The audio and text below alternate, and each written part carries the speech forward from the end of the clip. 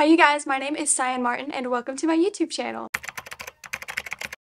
Today we are going to be reading the rest of the ACOTAR series throughout this week. I recently just read the very first book and I did a non-spoiler vlog of that if you want to see that. But this video is going to be the rest of the series, and because it's kind of hard to not include spoilers when you're talking about a whole series, this video will have full spoilers. I'm warning you now, if you haven't read it and you don't want it to be spoiled for you, click away. This video is not for you. But with that being said, we are starting this video off with the second book, of course, A Court of Mist and Fury. I did get up to page 135 last night, so part 2, House of Wind. And so far we have picked up where the last book left off. Feyre is back in the Spring Court with Tamlin, and they are trying to rebuild everything after Amarantha had basically destroyed their city or court or whatever you want to call it. And so now she is there, and just in those 135 pages we are seeing that Tamlin is a piece of crap. He's basically using her as arm candy. When I first read ACOTAR, I really did not think badly of Tamlin. He was just kind of there. He wasn't giving the most, but he wasn't bad per se. But ever since I started reading this series, it is the only thing that has shown up on my For You page on TikTok, and literally everyone is calling him Tampon. So I feel like it's just gonna get worse from here on out, and so far I don't like what I'm seeing. He is definitely keeping Feyre prisoner basically, even though she was kept prisoner under the mountain too. Like, he's not letting her do anything and she just cannot handle it. She's also having bad dreams and PTSD from under the mountain, and he doesn't care. He only comes to her for bedroom time. We also met a new character, Ianthe. I don't really like her. I don't know why, but just something about her seems suspicious to me. I thought for sure that she had like a thing for Tamlin and maybe that was gonna go somewhere, but then we learned that she has a thing for Lucian, who is just like, no thank you. We also have had Rhysand come into the picture. He comes in at the most perfect time, might I say, and takes Feyre away during what is supposed to be her wedding, and now she's spending a week with him every single month for like 3 months, and he is being so sweet to her. He is trying to teach her how to read and control the magic that she now has, that she is Fae, and also just help her put up shields in her mind because they have that bond together. But now Feyre just cannot stand the pressure of being trapped in the Spring Court with Tamlin, so Rhysand and Mor end up saving her. I do like Mor's character. She's funny and witty, and I like that her and Rhysand go back and forth with one another. So far so good. I am really enjoying it and I'm excited to keep reading.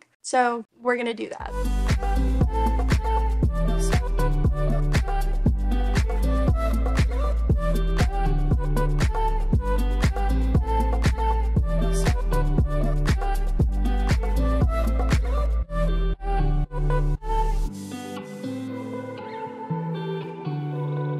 Okay, so I am on page 338. I just gotta say, look at how floppy this book is.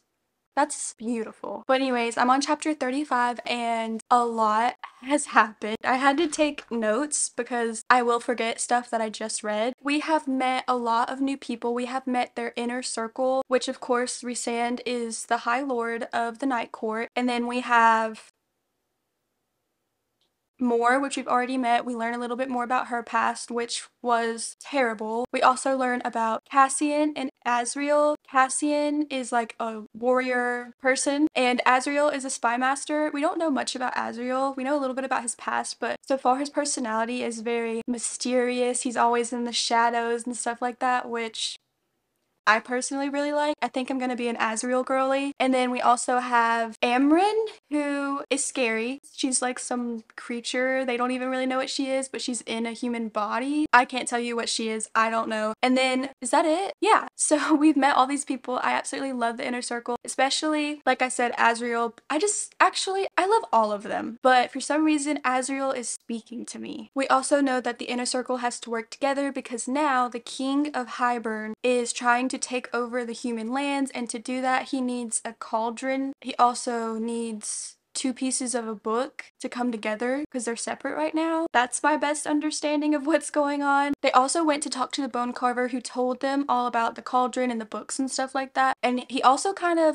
hinted that Jurian is part of this whole thing, so I'm sure he's gonna come back into the book as a human, not an eyeball. We also see more of her sisters, Nesta and Elaine. Nesta is still being fiery, mean Nesta. She doesn't like the fact that her sister is Faye. Elaine doesn't really like it either, but she's more willing to be helpful, and she offers to let them basically use their family home to invite the queens over and kind of use it as neutral ground so that they can talk to the queens and get them to give them the half of the book that they have. Oh yeah, and she also like went into the Weaver's cottage thing and got a ring for Rhysand, which I would be mad about, but the part that I'm at right now, they have gone to the summer court to try and get this half of the book. Rhysand is flirting with one of the girls there, Cressida, something like that. Feyre is getting jealous, so then Feyre starts flirting a little bit with Tarquin. Now Rhys is getting jealous. We've also seen them use their bond to speak in each other's minds, and they also pass notes to one another, and you just kind of see them flirting a little bit more, which I like because I know they're going to end up together. And Blue, can you not stand right here? But so far so good. I never thought that I would actually be in love with this series, but so far I'm loving it. Now I'm just gonna keep reading and I will update you guys later on.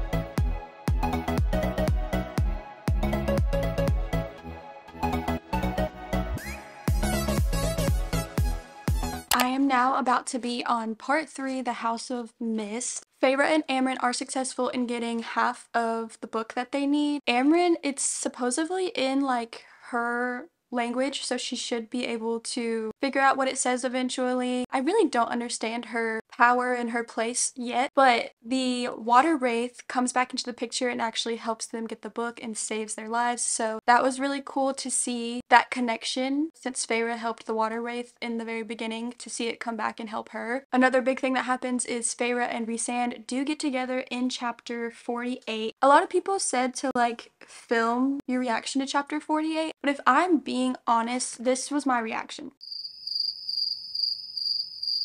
When I read Spice, I don't really have much of a reaction. I was just like, oh great, they're together. Forced proximity, one bed in this hotel room, and it was fun. It was a good time. But now, Rhysand got hurt. In order to help save him, Feyre went to the cereal, trapped it again, got some answers to how to save him, and also learned that they are now mates. But she is pissed off that Rhysand didn't tell her, so she had Moore take her to like a cabin that has been Rhys's and Cassian's and Azriel's like cabin that they always go to. So she's going there to get some time away from him. I honestly don't really understand why she's so upset that he didn't tell her that they were mates. If I was in her shoes, I'd be like, okay, that's fantastic news for me. But it's also just like, are you really gonna be so upset and go far away and isolate yourself while you literally know that there's war coming? Like, Feyre, come on now, put your personal issues aside, there is a war coming. Oh, and also I did look up fan art for all of the characters.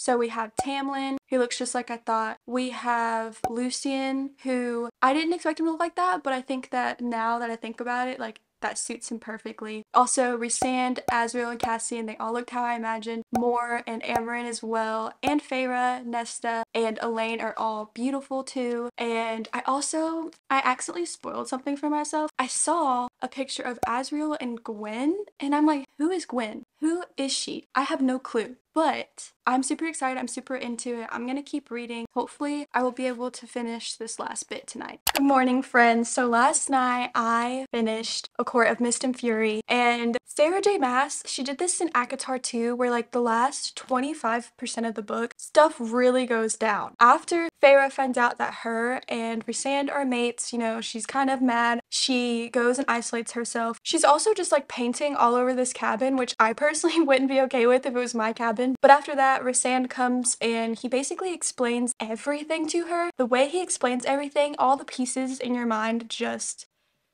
they click.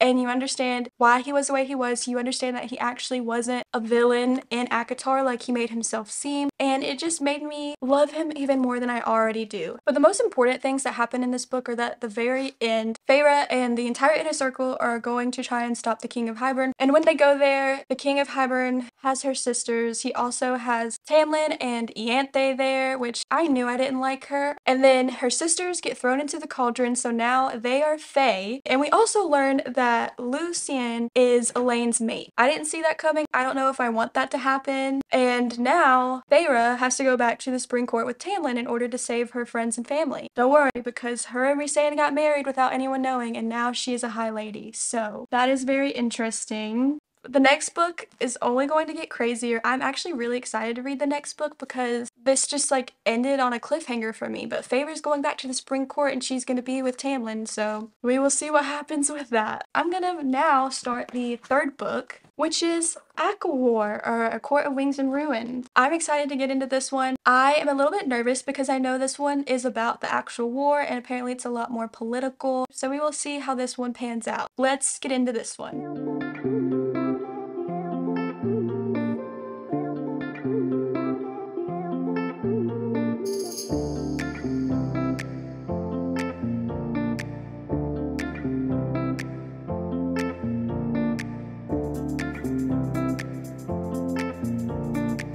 We are back with another update. I am on page 142, chapter 15. This book immediately starts off with Feyre back in the Spring Court, but she's playing the part that Tamlin wants her to, yet on the inside, she is scheming and plotting against him. She is going to rock his world, and not in a good way. And I love it. I honestly really love that she's kind of being a little sneak about it, but Lucien is onto her. He's a smart cookie. He's like, I see right through you. And I kind of like that because I do like Lucien's character. We also see Ianthe, still a disgusting human being, but now it's not just her that's causing trouble. It is also Jurian, who is in the Spring Court, along with these two twins that are working with him. The twins are also just terrible people. Feyre ends up killing the twins eventually, and she makes Ianthe smash her hand with a rock. Ouch. But deserved. She should keep her hands to herself, and maybe that wouldn't have happened. But now that that has happened, they have to escape and they're on the run. And the whole time, it kind of seems like her and Lucien ran away together, which also is just like a blow to Tamlin. So I kind of like that. So they're on the run and they encounter Lucien's crappy brothers who are trying to kill them. But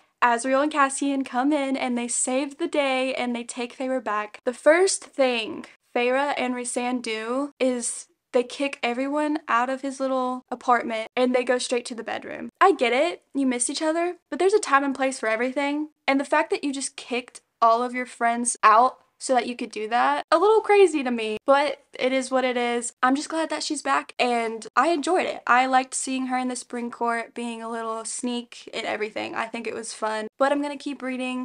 So I'm about to go, let me not do that while I talk, it's probably super annoying. But I'm about to go to the gym. Beforehand though, I wanted to let you guys know where I'm at.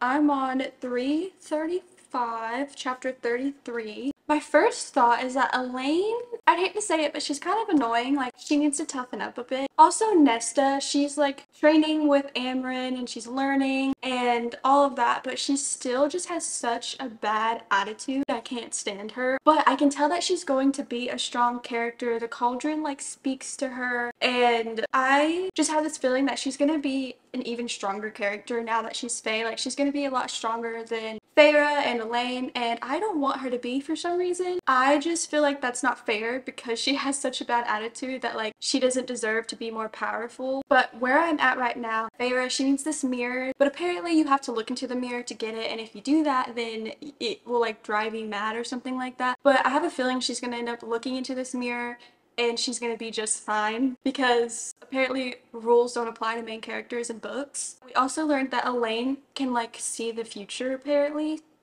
question mark. But where I actually left off at, Feyre and Nesta are down in the library, and then two of the King of Hybern's warriors or whatever come after them, try to hunt them down, and they go down to like the darkest part of the library where this creature lives, and it's in the dark, they can't really see it, but it is speaking to Feyre saying, I will make a deal with you and I will kill these men if you want me to. Feyre agrees, which to me sounds like a bad idea. Didn't Alice tell her in the first book not to make deals with people? And what is she doing? Going out and making deal after deal. Anyways, that's where I'm at so far. She made a deal with this thing in the bottom of the library, but I'm gonna go to the gym and maybe when I get home I will have time to read a little bit more tonight.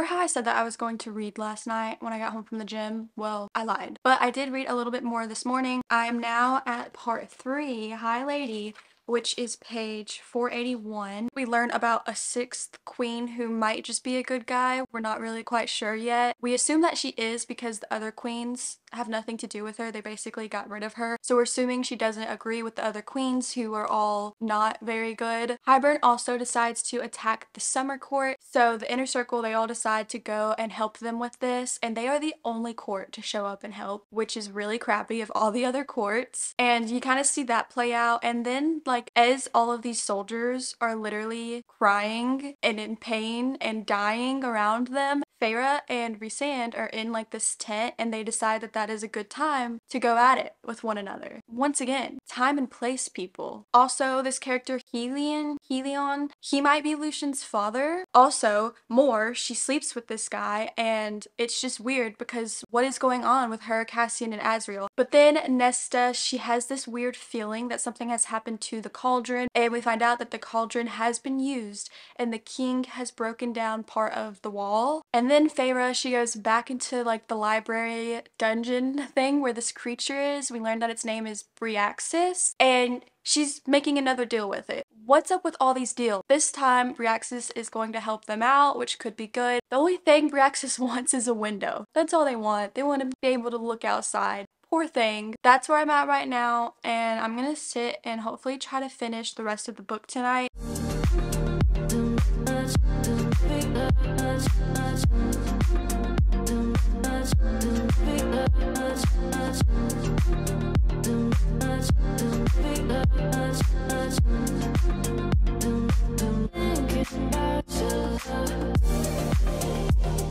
A very long time since I talked to you guys, but I did finish ACOWAR and it was just absolute craziness. The surreal, why does it sound like I'm saying cereal? The surreal, I did not expect to be so emotional over that character dying. Teared up a little bit, I'm not gonna lie. But I'm glad that Ianthe got what she deserved thanks to the Weaver and Feyre, so that was good. And then we also learned that Moore is into women. Although she says that she does enjoy bedding men, she explains to Feyre that she's never done anything with Azriel because she just doesn't see him that way and she doesn't want to ruin their friendship. She loves him as family, which I get that they grew up in a time and place where it was looked down upon for women to be with women. I understand that. But at the same time, Azriel is your family. You've known him for like what, 500 years? Why didn't you tell him? But also, Azriel, if he is such a great spy master, how did he not put those pieces together? But anyways, Feyre, she does find this mirror, and as I predicted, she's able to beat it without going mad. And then the war starts, and Bryaxis, the Bone Carver, and the Weaver are all on their side because they're like siblings apparently, and because Feyre gets them to help out in this war. During the war, Cassian is out fighting, and Nesta knows that something bad is about to happen to him, so she calls his name, he flies over to her, and she ends up saving his life. We also meet so many other characters. We have Miriam, Drakon, and Vassa. Vassa is the 6th queen, so they did find her. The one that actually found her is their father, so he comes back into the picture, which I don't know why, but this whole time I just forgot about this man. And he has 3 ships that he named after his daughters, which actually made me emotional too because that was so sweet. But then the king had to come in, ruin everything. He killed their father, which was so upsetting to me. I did not want that to happen, especially right when he was just coming back into the picture. But then Elaine, out of all people, ends up killing the king.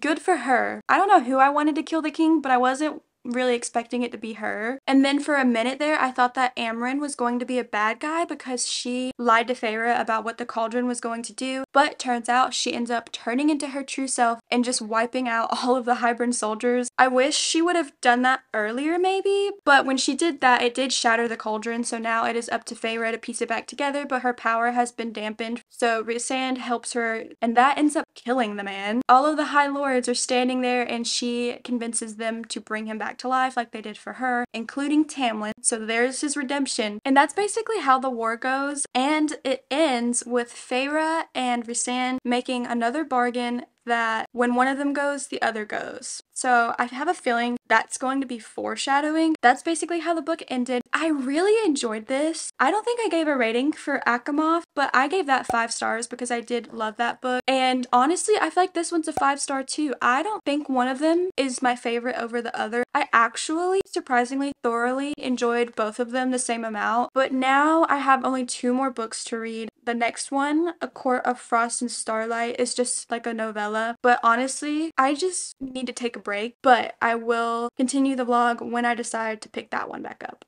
So you guys, last night I did end up reading A Court of Frost and Starlight. This is just a little novella, and honestly, I didn't really film anything while I was reading this because I just didn't care for it. It was just a quick and easy read, and the whole entire thing was just basically about Nesta being Nesta. I do not like her character. She is just so rude and awful, and I get that they're all going through a lot right now, but I just don't like the way that she's dealing with her grief. I know everyone deals with grief in a certain way, but I just can't get down with how terrible she is to her family and friends. Like, your sisters are there, they are going through the exact same thing that you are, and yet you're treating them like garbage. I am just gonna give this 3 stars though. I typically only give novellas 3 stars because I feel like they don't really have a lot of depth to them, so I always give them 3 stars because they're just in the middle for me. But yeah, wasn't bad. It was just Nesta being herself and Cassian once again pining over her the entire time. That was that. But now I'm going to spend the majority of today finally reading the last book. Well, the last one that is currently available, A Court of Silver Flames, which this one is so big. And I also know that this one is mostly about Nesta, which, as I said, I don't really like her character, but a lot of people said this is their favorite book and that she definitely has redeeming qualities in it. So maybe I will learn to love her. Who knows? We will see. This one's in 3rd person. I don't know how I feel about that.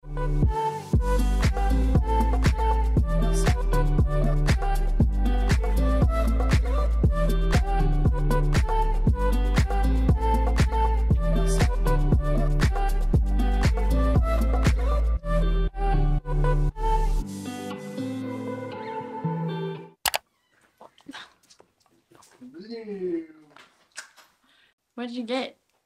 I got myself 2 drinks at Starbucks. Oh, you did? Looks delicious. What is this? Frozen mango lemonade. I love that half of it's not frozen anymore. Well, thank you.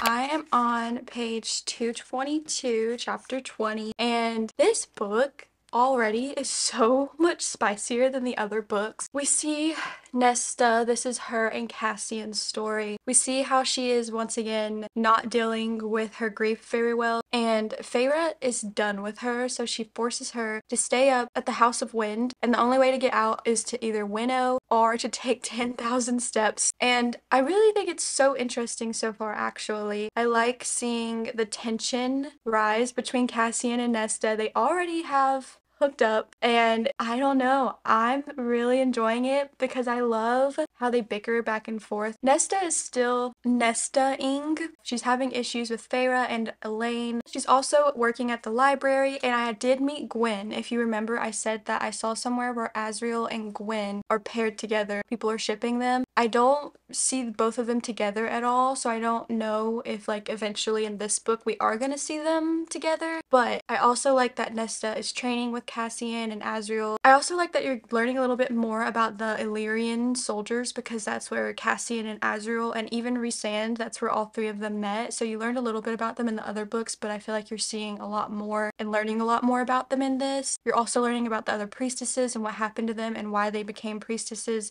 which is just sad, but it adds layers and more depth to the story. So far so good. Where I left off at, they actually like just hooked up, and then the next day they're all sitting at the breakfast table, and it's just obvious that Asriel knows what's going on between them, but he's just like, I'm gonna mind my own business. But yeah, I'm going to keep reading now, and I will update you guys later. I read a lot last night, but I didn't really update you guys. There are these items that they're looking for that are part of like a trove that can be used to give whoever uses them powers. So we have like a mask, a harp, and a crown that they're looking for. Nesta has to defeat a Kelpie in order to get this mask, and she ends up like raising the dead while wearing it. It's a whole thing, but she finds the mask. She also now has like these weapons that are powerful, and she has summoned her power, which is like this silver flame. So I'm guessing that's where this comes from. You also get to see her and Cassian going at it multiple times. You get to see her and Gwen develop a friendship, and there's also another character named Emery who steps into the picture. They start training with her, and then you find out that Rhysand has known this whole time that their child is going to have wings and that Feyre will most likely die while giving birth to this child, but he decides to keep it a secret from her, which I did not like. That is a very big red flag for me. Nesta ends up telling her, and Rhysand gets pissed off that she's the one to tell her. So he's basically like, get out of here or I will kill you. Cassian takes her away. They go on this little adventure for like a week together. At first they're not talking, but then they have a moment. They open up to one another about their past and what they're dealing with, and then they come back. And that's basically it. I feel like there's not a whole lot happening. Eris is also brought back into this book quite a bit. He's kind of working with them, but I feel like she's trying to give him a redemption arc, and I don't like that because I just can't forgive him for what he did to Mor. I don't think there's any excuse for it, and I feel like he's just trying to blame it all on his father, but he could have himself stepped up and done more. So I don't like that at all. I also do like seeing Nesta trying to descend these steps, and she's eventually like gradually getting better at it. The 10,000 steps to leave the House of Wind. I like seeing her train with the other priestesses, even though they're Riri at first because they have a really bad history with males, and the males, Cassian and Azriel, are the ones that are training them. But yeah, that's basically it. For some reason I feel like there's not a lot happening in this book, but I am still thoroughly enjoying it. I still don't really necessarily love Nesta, but I do feel a little bit of sympathy for her because when Feyre was having all this trouble dealing with her PTSD from under the mountain and with Tamlin, everyone was like protecting her, trying to help her get better. But in this book, it seems like Cassian's the only one who cares about Nesta. But I also love Nesta and Cassian. They're always going back and forth. He's like the only person that will step up to her and put her in her place, and I really like that. And yeah, so far it's really good. I only have this much left to read, so I'm hopefully gonna finish it today.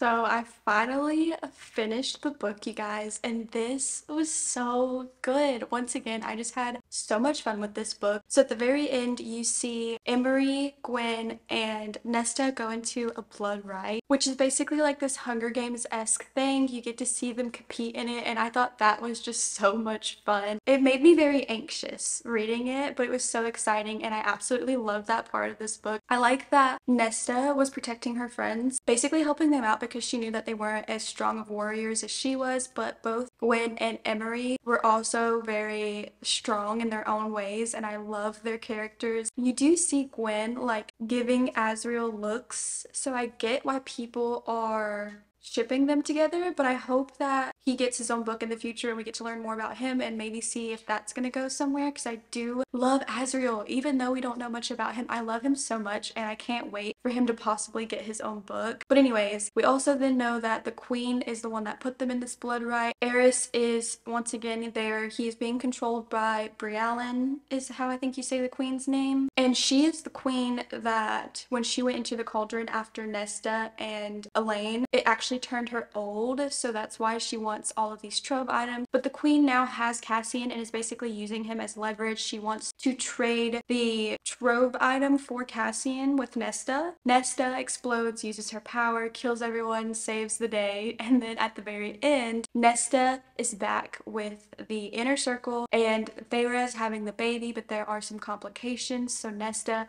uses her power from the cauldron and these trove items and basically says that she will give the cauldron back whatever power she took from it in exchange for saving Feyre and this baby. That happens. The baby is born. They name it Nyx because why wouldn't they? And at the very end, Cassian and Nesta decide to get married. So yeah, that's that. That's how this book goes. It wasn't my favorite compared to the other ones, but I still did really enjoy it. I do like Nesta a little bit more, and hopefully in the future books we see more of her and see her grow more as a person, but it was really good and I enjoyed it. I would say I give this one 4.5 compared to the other ones, but yeah, that is it for this video. I hope that you guys enjoyed it. Let me know all of your thoughts on these books if you've read them, and I hope that you all have a great rest of your day, and I will see you next time.